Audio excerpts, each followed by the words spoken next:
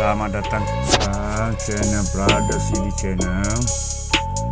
Cara apa yang kita dengar dapat mendatangkan fikir atas iman dan amal untuk kita semua hari-hari.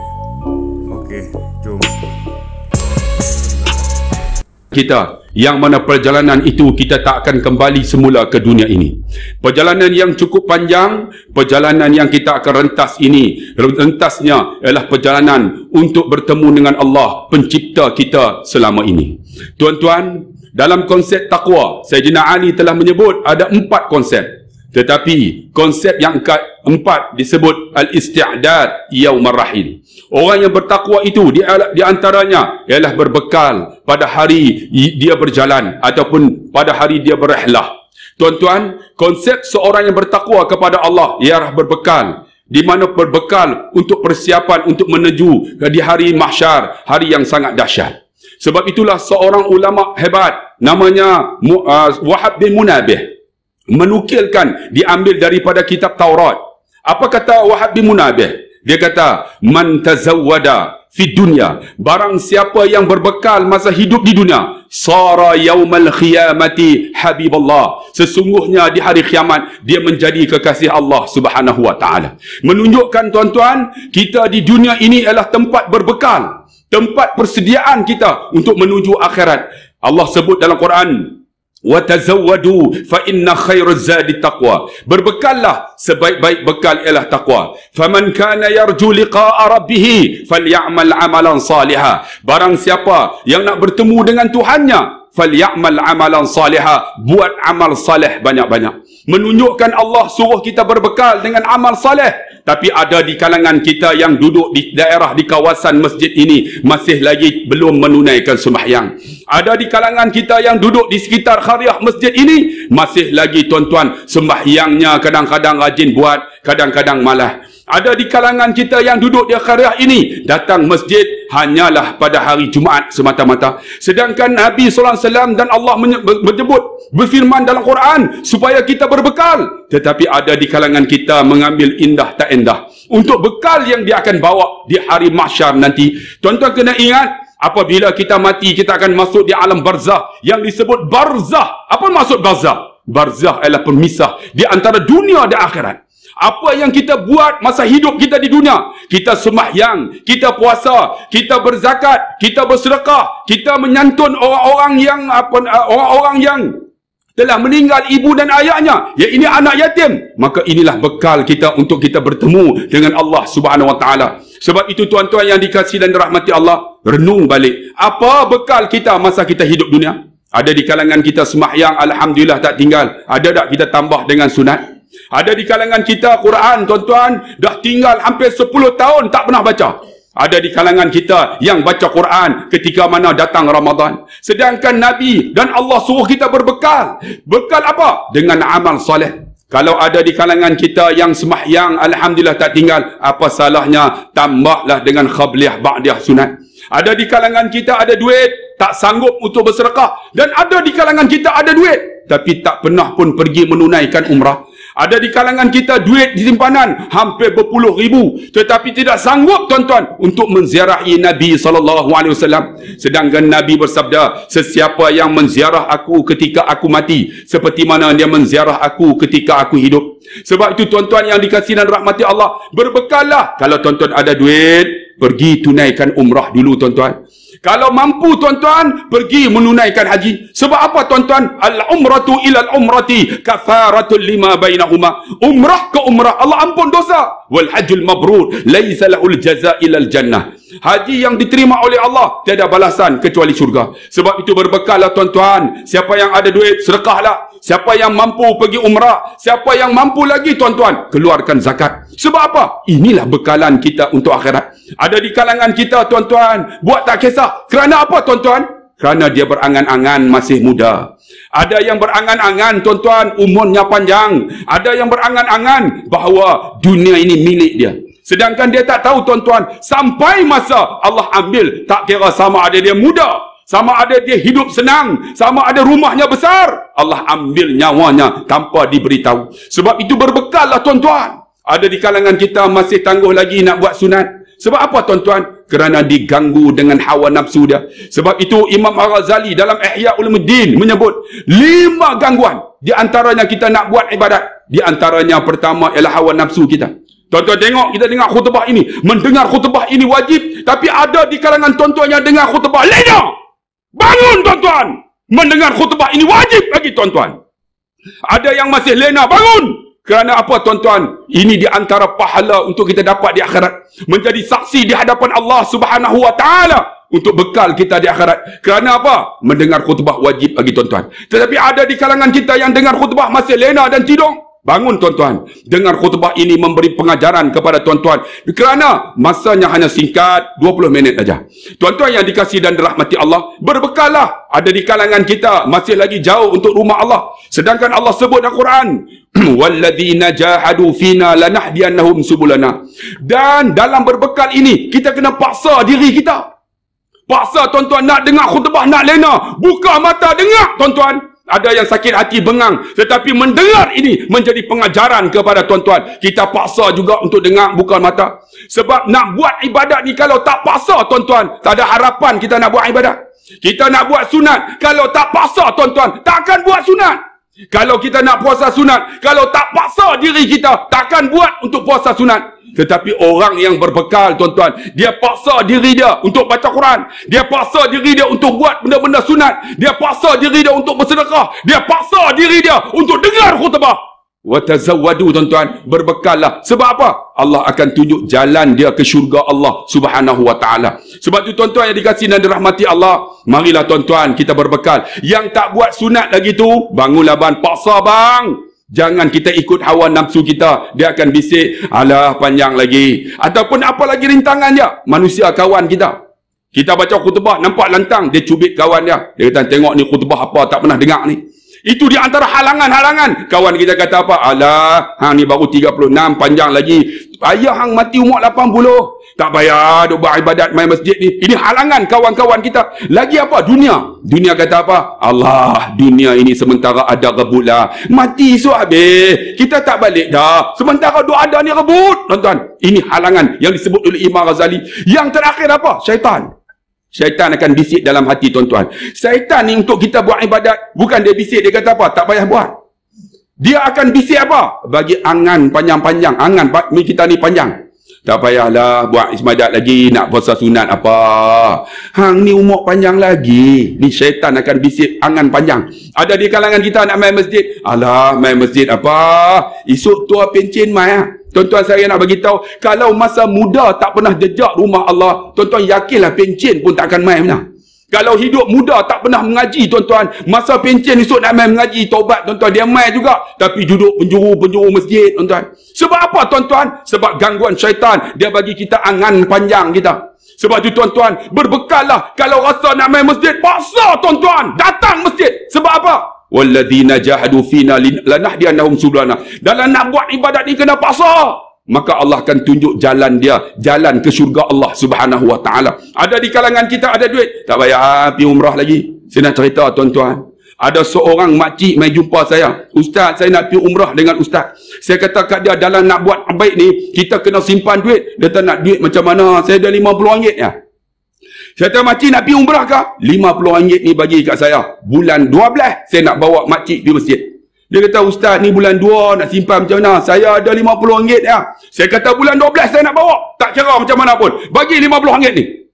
Saya akan doa bulan 3 saya nak pergi umrah. Saya nak doa nama makcik. Saya nak sebut depan multazam supaya Allah murah rezeki. Macam mana pun makcik saya nak bawa bulan 12. Tuan-tuan, saya balik umrah bulan 3. Kemudian bulan 7, bulan 8, bulan 9 dia mai jumpa saya. Ustaz, nah 4,500. Saya kata, makcik ambil mana ni? Makcik kata tak ada duit. Tak tahu ustaz, saya murah rezeki ustaz. 4,500. Semua berapa? Saya kata 6,000 lebih. Loh, tak tahulah ustaz. Tak apalah ustaz, InsyaAllah bulan 10 saya selesai. Bulan 10 dia mai jumpa, ustaz tak boleh selesai ustaz, duit tak ada dah. Saya kata tak apa, bulan 12 saya nak bawa juga. Rupa-rupanya anak dia 6 orang mai jumpa saya. Mak, berapa lagi tak cukup? Saya kata, mak tak cukup lagi dekat 2,000. Tak apa, kami kumpul nak ustaz jangan habaq kat dia. Akhirnya dia mai jumpa saya, kata, makcik, alhamdulillah makcik, jom kita pergi bulan 12. Ustaz, yang 2,000 tu macam mana? Tak apa, saya dah cari dah. Makcik, jom saya bawa. Saya bawa makcik ni tuan-tuan. Alhamdulillah, saya kata makcik, bila tengok Kaabah ini, Nabi kata, tengoklah 20 pahala. Kita tengok saja 20 pahala, tambah kita sembahyang depan Kaabah. Saya kata bila tengok Kaabah nanti, ya beku, menangislah. Fa in lam tabku fatabaku. Tak boleh paksa, saya kata. Air mata yang mengalir secara paksa, Allah padam api neraka makcik. Tuan-tuan, dia sampai depan Kaabah. Saya kata semua jemaah duduk. Saya kata jemaah angkat kepala, tengok Kaabah 20 pahala. Makcik ni angkat-angkat tuan-tuan. Dia menangis. Ustaz! Saya dapat tengok Kaabah Ustaz, menangis makcik ni. Bila menangis tuan-tuan, saya bawa dia tuan-tuan naik Jabal Rahmah. Saya pun bagi tazkirah hati-hati. Saya kata makcik doalah, Jabal Rahmah ini ialah tempat pertemuan Nabi Adam dan Siti Hawa. Walaupun tak ada apa, tapi kita ambillah keberkatan. Kerana apa? Kerana tempat ini pertemuan Nabi Adam Siti Hawa, zaman kasih sayang, zaman peristiwa kasih sayang. Apa salahnya makcik doa, dia kata. Di antaranya doa anak-anak makcik. Dia kata apa kat saya? Ustaz, saya mai umrah ni kumpul duit 4,500. 2,000 lagi ustaz yang bagi. Saya tak mau doa anak saya. Anak saya sekepiang pun tak bagi. Saya kata makcik doa untuk anak makcik. Saya tak mau, dia kata. Rupanya dia tak tahu. Kata yang 2,000 tu anak dia bagi. Saya kata makcik doa makcik. Saya tak nak, dia kata. Saya kata makcik tahu tak? Sebenarnya 2,000 yang tak cukup itu ialah anak makcik yang kumpul untuk bagi makcik tiket untuk beli datang ke umrah ini. Makcik doa, dia pun angkat tangan. Ya Allah, ampun dosa anakku ya Allah. Menangis dia. Dia sebut seorang-seorang, ya Allah, ampun dosa anakku. Seorang-seorang, 5 orang. Dia sebut seorang-seorang. Dia doa, ya Allah, bagilah anakku murah rezeki. Mereka juga datang umrah ya Allah. Menangis dia tuan-tuan. Bila menangis, saya kata makcik, alhamdulillah, makcik mengumpulkan 4,500 nak main umrah. Bukan senang. Kalau tidak kita bersungguh-sungguh, tak mampu kita. Betul ustaz, dalam buat ibadat ni kena paksa ustaz. Sebab tu tuan-tuan yang dikasih, balik tuan-tuan lepas 2 bulan. Anak dia 5 orang mai jumpa. Dia kata, ustaz, untuk bulan 12 ni kami hantar Abang Along dulu. Bulan 3 ni kami hantar Angah pula. Mereka kumpul sama-sama mereka. Atas apa? Doa maknya yang mustajab. Di atas Jabal Rahmah, anaknya seorang-seorang boleh pergi Mekah. Sebab tu tuan-tuan yang dikasih dan rahmati Allah, dalam buat ibadat ni kena paksa bang. Nak sembahyang kena paksa. Nak bangun tahajud kena paksa. Kalau tak paksa, tak akan bangun kita sampai mati bang. Tak akan bangun. Kalau kita nak bagi sedekah, kadang-kadang kita nak bagi RM5. Iblis kata apa? Alah, bagi apa RM5? Nanti kumpullah banyak-banyak 50. Bagi sekali bulan depan. Dia bagi angan dengan kita. Sebab tu kalau ada bang, bagi terus. Jangan angan-angan syaitan ini mengganggu kita. Sebab apa? Bekal kita ini tuan-tuan untuk akhirat kita. Saya nak cerita tuan-tuan, ambil masa sedikit kepada tuan-tuan. Bukan senang nak datang masjid ni. Belum tentu dipanggil pula. Sebab apa tuan-tuan? Saya ada mak tuan-tuan. Mak saya mati baru sebulan. Baru sebulan. Dia selalu doa, dia jumpa saya. Kalau jumpa, Rairi aku tak larat dah. Mak saya kena dialisis. Kencing manis ada, buah pinggang ada, jantung pun ada. Macam-macam penyakit dia ada. Tapi dia jumpa siapa pun dia akan sebut. Kalau lah aku nak mati, dia kata, aku nak mati hari Jumaat, dia kata. Saya kata, mak awak dah sebut macam tu. Hari Jumaat ni seksa kubur tak ada orang yang mati hari Jumaat, dia kata. Dia dah sebut macam tu lah. Tuan-tuan, baru ni saya menunaikan haji. Sampai saya bertolak, ketika saya bertolak, mak saya masih sihat. Dia kata, mak ni cek nak pergi ni, haji ni macam mana? Hampir, dia kata. Mak nampak tak sihat ni? Tak apa, dia kata. Hampirlah buat, insyaAllah mak sihat. Saya pegang tangan dia, cium pipi dia. Tapi dalam hati saya kata, aku pergi ni, mak aku tak ada dah. Sebab nampak mak uzur sangat dah. Saya pergi tuan-tuan, sampai-sampai ketika hari wukuf, saya berdoa sungguh-sungguh, ya Allah, kalaulah kau nak mati mak aku, mati bagi aku ada, ya Allah. Aku nak mandi jenazah mak aku. Aku nak semayang jenazah mak aku. Aku nak baca talqin dekat mak aku. Aku nak urus mak aku. Ya Allah, kau bagilah mak aku mati hari Jumaat. Saya doa sungguh-sungguh. Alhamdulillah tuan-tuan. Ketika mana habis wukuf, habis selesai haji, saya telefon, mak, alhamdulillah hari hang doa mustajab, aku sihat, dia kata. Tuhan bagi sihat seminggu. Seminggu lepas wukuf sihat, tuan-tuan. Dia boleh bangkit, boleh jalan, boleh masak, tuan-tuan. Lepas seminggu, saya duduk depan Kaabah, ayah saya telefon, Khairi balik. Saya tak apa ayah. Mak hang nazak, dia kata. Duk menanti hang. Duk menanti hang balik, dia kata. Saya bayar bawa jamaah, tuan-tuan nak balik macam mana? Ayah tak boleh balik ayah. Saya bawa jamaah. Dia kata, hang baliklah, mak hang duk tunggu hang. Dia kata. Tuan-tuan apa nak buat? Saya duduk depan Kaabah. Ya Allah, kalau mak aku nak mati, bagi mati depan aku. Malam ni aku nak balik. Saya ambil tiket balik, tuan-tuan. Sampai mak saya nazak, tuan-tuan, duduk ICU. Saya pergi pegang tangan dia, cium tangan dia. Cium pipi dia. Bisik kat telinga dia. Mak, Khairi balik ni. Tiba-tiba dia buka mata. Dalam keadaan ICU. Lah, hang balik dah kah? Alhamdulillah. Sonok saya, tuan-tuan. Dia tanya, Mak sedang alhamdulillah mak Khairi balik dah. Ni hari ni hari apa dia tanya. Hari ni hari Rabu dia kata. Aku kalau mati hari Jumaat aku seronok. Dia sebut. Dia kata mak ni ya Allah nak minta sangat mati hari Jumaat. Tiba-tiba masuk hari Jumaat tuan-tuan, Allah panjangkan umur. Doktor jumpa kami, mak ni boleh operate tuan-tuan jantungnya. Jadi kalau boleh bawa PIJN tuan-tuan hari Rabu sampai mak saya nak operate tak boleh tuan-tuan, kritikal. Kami tengok-tengok mak kami masa tu pergi sihat tuan-tuan. Sampai tuan-tuan pukul 10 doktor panggil semua. Doktor panggil, doktor kata, mak napasnya telah berhenti. Mak dah tak ada. Tuan-tuan bayang tengok hari Rabu. Semua menangis tuan-tuan. Tiba-tiba lepas setengah jam buat CPR. Doktor datang semula. Mak masih bernapas. Kami pergi kat mak tuan-tuan. Masa itulah paling sedap tuan-tuan dalam hidup saya. Bila saya cium pipi seorang ibu. Sebab tu tuan-tuan ada mak, hargailah. Saya cium pipi dia, saya kata, ya Allah, puasnya mak aku masih hidup. Saya cium, mak, jangan lupa mak, la ilaha illallah. Dia sebut la ilaha illallah, tuan-tuan. Hari Khamis dia mula tak larat. Hari Khamis tuan-tuan teruk dah, dia memang tak larat, terlalu uzur. Nampak sangat kritikal. Malam Jumaat tuan-tuan, hari Khamis malam Jumaat, doktor panggil. Doktor kata, kami tak boleh buat apa dah. Bila tak boleh nak buat apa yang kita nak sebagai seorang anak? Ya Allah, kalau kau nak ambil mak aku, ambil lah. Kalau mati itu baik baginya. Kalau kau nak panjang umur, panjanglah ya Allah. Kalau hidup itu baik baginya. Pukul 4.29, doktor panggil. Masuk, dia kata semua. Mak dalam keadaan kritikal. Pergi masuk tuan-tuan, tengok mak. Ajak, la ilaha illallah. Dia tengok, tuan-tuan memandang. Kemudian dia sebut, dia angkat tangan macam ni. Kemudian meninggal. Dia mati 4.26 minit pagi Jumaat. Seperti mana dia minta. Saya kata, ya Allah, mak aku minta mati hari Jumaat Allah. Tapi tuan-tuan tengok masa hidup dia macam mana. Ayah saya kata, tak pernah miss tinggal surah Al-Kahfi setiap hari Jumaat. Tak pernah miss untuk membaca suratul Mul hari Jumaat. Tidak pernah tuan-tuan tinggal setiap malam Jumaat membaca suratul Yasin. Mak hang dia kata duduk dengan aku tak pernah tinggal bangun tahajud. Saya nak tanya tuan-tuan, apa bekal tuan-tuan nak mati nanti? Tahajud pernah bangun tak? Quran pernah baca tak? Dia selalu baca Quran tuan-tuan. Dia mati hari Jumaat. Dia mati angkat jari. La ilaha illallah. Dah habis tuan-tuan meninggal.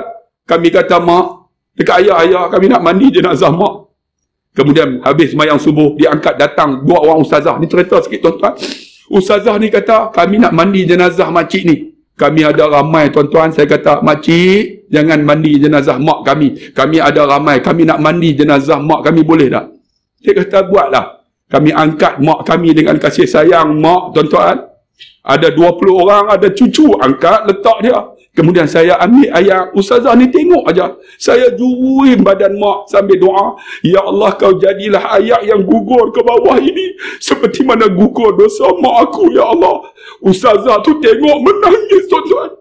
Kami sapu wajah mak. Ya Allah, jadilah wajah mak kami berseri-seri. Dengan mandian ini, ya Allah. Ustazah tu tengok menangis tuan-tuan. Dah habis ustazah tadi pergi jumpa ayah saya. Pakcik ni siapa? Ramai-ramai ni mandi jenazah makcik ni. Pakcik ni kata, ayah saya kata, ustazah, inilah anak-anak dan cucu saya. Ustazah ni kata, saya 30 tahun dah mandi jenazah orang. Tak pernah tengok ada anak mandi jenazah macam ni. Bersyukurlah makcik ni dia ada anak dan cucu.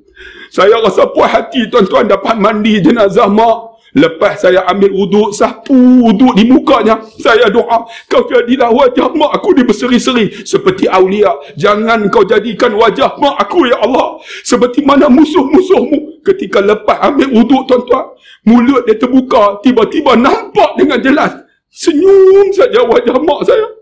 Saya kata, ya Allah, aku nak mati macam mak aku. Aku nak mati macam mak aku. Mak aku mati ni macam mana? Dia ada bekal, bang. Dia ada bekal, bang. Dia Quran tak pernah tinggal. Dia selalu puasa sunat. Dia selalu bagi sedekah. Dan dia kata pula dekat adik saya, kalau mak mati, hang tengok dalam almari tu, ayah saya pun tak tahu. Duit tu hang wakaf lah untuk sekolah abang hang. Habis tuan-tuan mak meninggal, adik saya buka dalam almari tu. Tengok-tengok dalam almari tu, dia simpan dalam hidup dia untuk wakaf 26,000, tuan-tuan. Kami pun tak tahu semasa hidup. Sebab tu berbekal lah, bang. Wa tazawwadu fa inna khairuz zadi taqwa. Sebaik berbekal ialah takwa kita. Nak buat sunat, buat sekarang, bang. Nak puasa, buat sekarang. Nak datang masjid sekarang, bang. Nak mengaji sekarang, bang. Kerana apa? Inilah bekal kita. Jangan duk tangguh, bang. Paksa diri kita. Bila mati dah tak ada semayang. Bila mati dah tak ada baca Quran. Bila mati dah tak ada baca khutbah, bang. Maka marilah kita berbekal. InsyaAllah bekal kita akan memberikan kita kesenangan. Walaupun kita susah di dunia, tapi kita akan senang di akhirat nanti. Wa iza tutla alaihi ayatuna walla mustakbiran ka'an lam yasma'a ka'anna fi uzunahi waqra fabashshirhu bi'adzabin alim fi baladina hadza khassa wa fi buldan muslimin 'amma innaka 'ala ma tasha'ul qadir. Ya Allah, ya Rahman, ya Rahim, ampunlah dosa kami, ya Allah, dan ampunlah dosa, ya Allah, seorang perempuan ini, ya Allah. Masa hidup dia, ya Allah, dia mengandung kami, ya Allah, sehingga pecah kulit perutnya, ya Allah. Ya Allah, kami tak mampu balas akan jasa perempuan ini, ya Allah. Ampunlah dosa kami dan dosa perempuan ini, ya Allah. Ya Allah, masa hidup perempuan ini, ya Allah, dia melahirkan kami, ya Allah, sehingga terkoyak akan kulitnya, ya Allah. Kami tak mampu balas, ya Allah, jasanya, ya Allah. Ampun dosa kami dan dosa perempuan ini, ya Allah. Ya Allah, ketika mana kami lapar, ya Allah, perempuan ini menyusu kami hingga 2 tahun, ya Allah. Sehingga lepas 2 tahun, dia ambil makanan, dia suapkan ke mulut kami, ya Allah.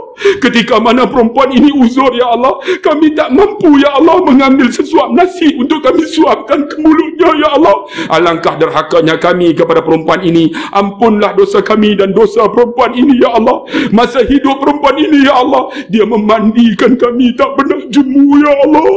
Sehari 3 kali, ya Allah. Tapi masa hidupnya, ya Allah, kami tak mampu mandikan jasadnya walaupun sekali, ya Allah. Ya Allah, ampunlah dosa kami dan dosa perempuan ini, ya Allah. Perempuan yang kami maksudkan itu ialah ibu kami, ya Allah. Ampunlah dosanya, ya Allah. Dan jika sekiranya dia telah meninggal, keluaskan kuburnya sejauh mata memandang, ya Allah. Allahumma ja'al qabrahum raudatan min riyadil jinan wa la taj'al qabrahum hufaran min hufarin niran. Ya Allah, ya Rahman, kami juga ada seorang lelaki, ya Allah. Masa hidup lelaki ini dia membonceng kami hantar ke sekolah, tak pernah jemu, ya Allah. Kadang-kadang dia dukung kami, ya Allah. Masa sakit lelaki ini, ya Allah, kami tak mampu usung dia untuk kami mandikan dia, ya Allah. Ya Allah, masa hidup lelaki ini dia bersusah payah, bergadai bergolak membeli baju raya untuk kami. Tapi kami, ya Allah, ketika dia meninggal, ya Allah, tak mampu kami beli sehelai kain putih untuk kami pakaikan di saat kematiannya, ya Allah. Alangkah banyaknya dosa kami kepada lelaki ini. Ampunlah dosa kami dan dosa lelaki ini. Ketika hidup lelaki ini, ya Allah, dialah, ya Allah, bertungkul lumus, bergadai bergolak, ya Allah, mencari sesuap nasi untuk kami. Tetapi kami tak mampu, ya Allah. Tiap-tiap bulan masa lelaki ini masih hidup, untuk kami bagi RM100 ataupun RM200 untuk belanja lelaki ini. Ampunlah dosa kami, ya Allah, dan dosa lelaki ini. Lelaki yang kami maksudkan itu ialah ayah kami, ya Allah. Ampunlah dosa dia, ya Allah. Dan jika sekiranya dia telah meninggal, kau jadilah kuburnya taman-taman syurga seluas mata memandang, ya Allah. Ya Allah, ampunlah dosa kami, dosa ibu dan ayah kami, dosa isteri kami dan anak-anak kami. Dan jangan kau jadikan isteri kami, anak-anak kami sebagai ujian kepada kami, ya Allah. Kerana dosa kami pun kami tak mampu nak tanggung, ya Allah. Bagaimana kami nak tanggung dosa isteri kami, anak-anak kami? Bukalah pintu hidayah untuk mereka, ya Allah. Allahumma hdina wahdi qaumana fa innahum la ya'lamun. Allahumma. Mana saya ceritanya lah ni. Nak sedekah payah dah. Lepas tu ada orang buat video lah macam saya ni, nak buat video. Nak subscribe pun susah. Oh, tu lah nak oyak benar. Nak subscribe pun susah.